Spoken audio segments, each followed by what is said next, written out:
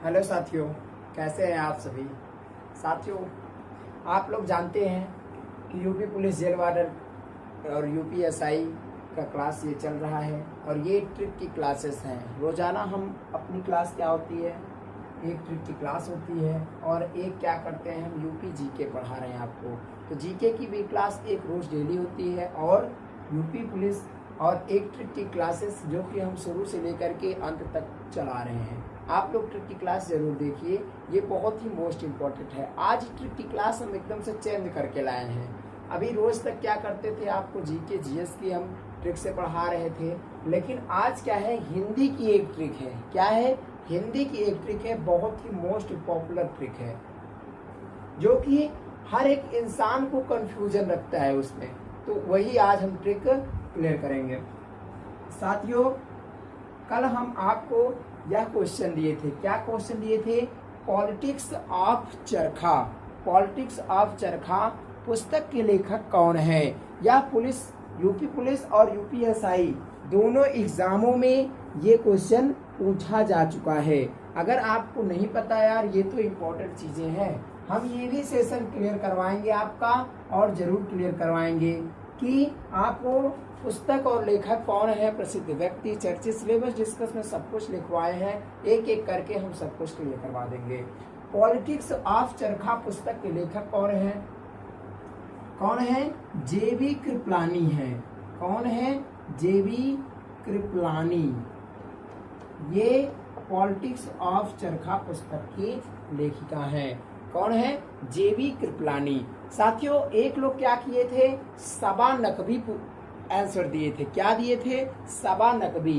तो मैं आपको बता दूं, वो पॉलिटिक्स ऑफ चरखा पुस्तक ना हो करके पॉलिटिक्स ऑफ जुगाड़ है। क्या है? पुस्तक का नाम क्या है? पॉलिटिक्स ऑफ जुगाड़।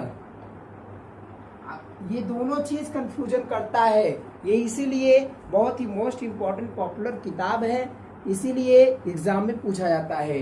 पॉलिटिक्स ऑफ जुगाड़ अगर आपसे पूछ लिया जाता है तो इसका आंसर क्या हो जाएगा? जेबी कृपलानी ना हो करके इसका आंसर क्या हो जाएगा? सबा नकवी।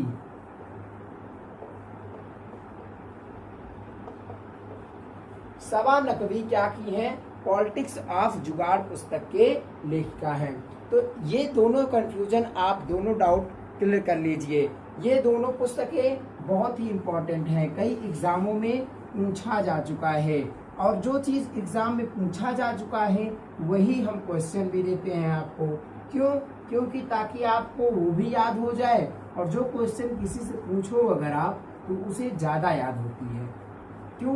क्योंकि अगर आपको आता है तब तो ठीक ही है, और अगर आपको नहीं आता है तो अगर उसका आंसर जब आपको कोई बताता है तब वो चीजें क्या होती है, बहुत ही ज्यादा याद हो जाती हैं। साथियों, आज की अपनी ट्रिक क्या है?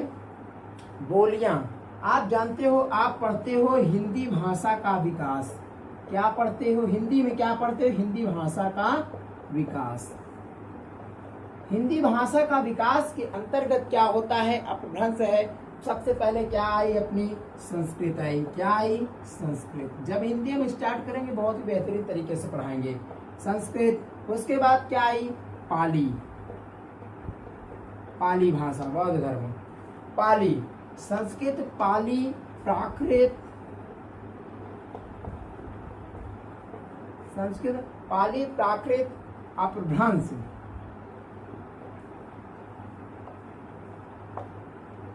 क्या आया? पाली, प्राकृत, अपभ्रंश। पाली, प्राकृत, अपभ्रंश। उसके बाद क्या आ गया? यही अपभ्रंश आगे चल के क्या हो गया? सौरसेनी के रूप में प्रसिद्ध हो गया। क्या हो गया? सौरसेनी। अपनी भाषा कैसी है? अभी कोई आपसे पूछे कि अपनी लैंग्वेज कैसे है, तो अपनी लैंग्वेज देखिए, ना तो हम हिंदी बोलते हैं और ना ही संस्कृत बोलते हैं। ना हम हिंदी बोलते हैं, ना संस्कृत बोलते हैं, और ना ही टोटल इंग्लिश ही बोल पाते हैं। तो यार अपनी भाषा कैसी है? तो भाषा अपनी कैसी है? मिश्रित भाषा है। मिश्रित भाषा है। जैसे हम आपको प्रूफ करके बताएं, जैसे हम आपको बोले कि भाई साहब कितना टाइम हो रहा है, तो टाइम क्या है? टाइम तो इंग्लिश वर्ड है। क्या है, टाइम इंग्लिश वर्ड है और मैं हिंदी में और कुछ बोल रहा हूँ, कुछ फारसी लैंग्वेज है, तो बस ऐसे ही तो अपनी भाषा अब आज आगे चल के क्या हो गई है, मिश्रित भाषा हो गई है। तो वही चीजें हम आज आपको कुछ बोलियों के बारे में बताएंगे और वो भी ट्रिक के जरिए से, क्योंकि आपको याद ही नहीं होता है। तो भाई साहब अपभ्रंश के बाद आ जाता है सौर श्रेणी। तो अपभ्रंश इसके अंतर्गत सौर श्रेणी से क्या हुआ, 6 प्रकार की बोलियां, 6 प्रकार के अपभ्रंश निकले। यहाँ से कौन कौन निकला, सौर सोनी, पैशाची, ब्राह्मण, मागधी, अर्धमागधी और महाराष्ट्री। तो भाई साहब अर्धमागधी अपभ्रंश के अंतर्गत कौन सी बोली निकली, तो पूर्वी हिंदी। क्या निकली, पूर्वी हिंदी। तो यही आज हम ट्रिक पढ़ाएंगे, पूर्वी हिंदी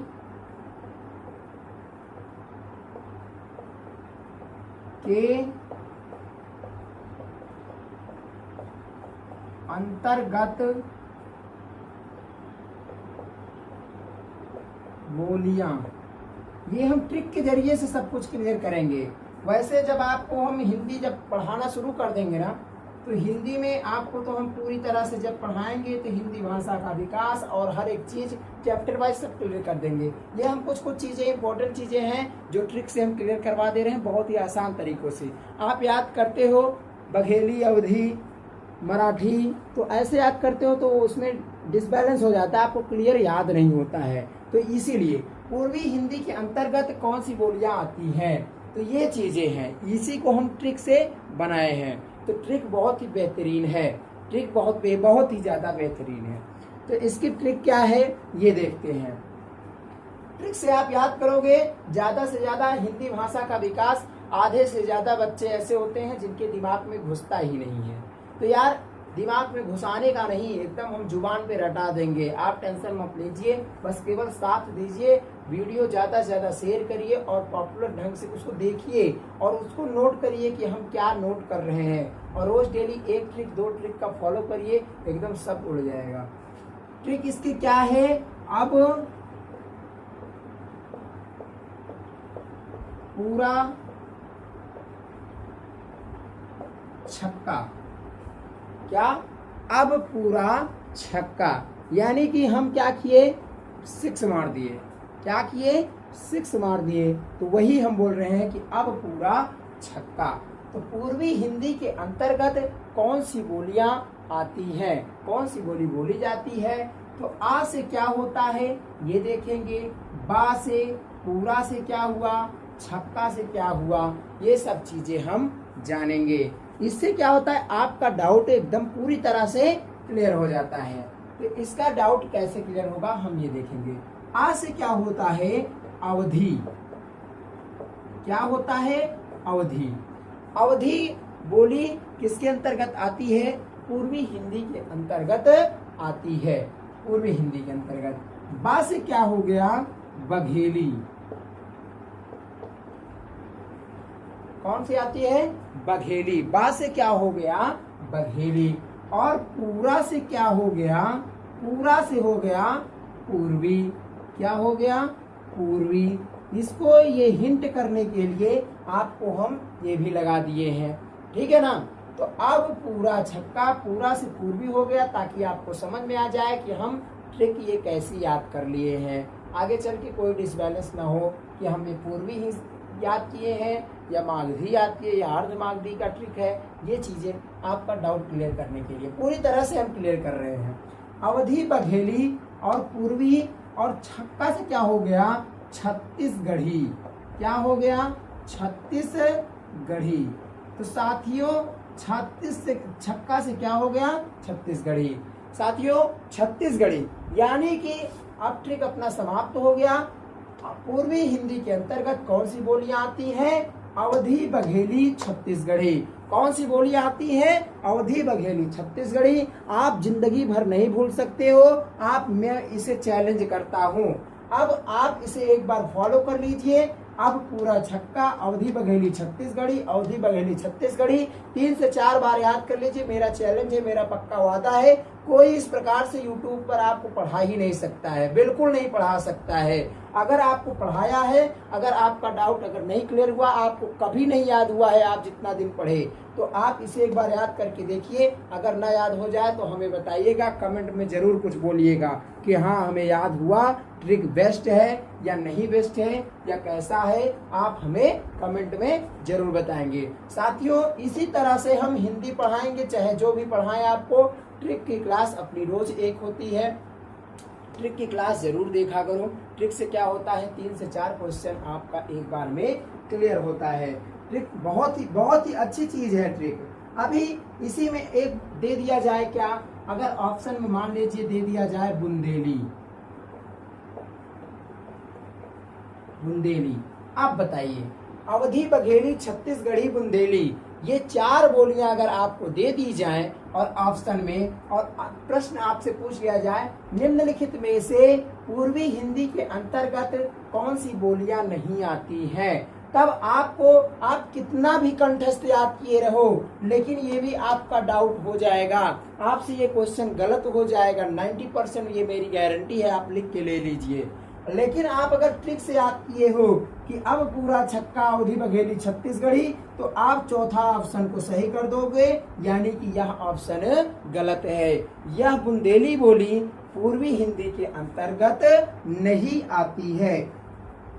साथियों, डाउट आपका हम पूरी तरह से क्लियर कर दिए हैं। अब आप इसे नोट डाउन करिए, याद कीजिए, जो मर्जी हो सो करिए। अगर आपको सिलेक्शन लेना है तो आप जरूर पढ़िए, और अगर आपको सिलेक्शन नहीं, टाइम पास करना है, तो जो इच्छा हो आपकी सो करिए। हम तो आपको यही राय देंगे और बेस्ट राय। साथियों, आज का सेशन यहीं पे खत्म होता है। हम आपको देते हैं एक होमवर्क के लिए क्वेश्चन। आज का प्रश्न, आज का प्रश्न, अकबर का जन्म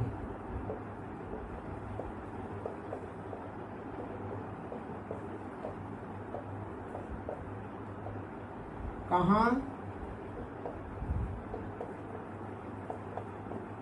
हुआ था। साथियों, इस क्वेश्चन का आंसर आप नीचे कमेंट बॉक्स में हमें जरूर देंगे। उम्मीद करते हैं यह सेशन आपको अच्छा लगा होगा।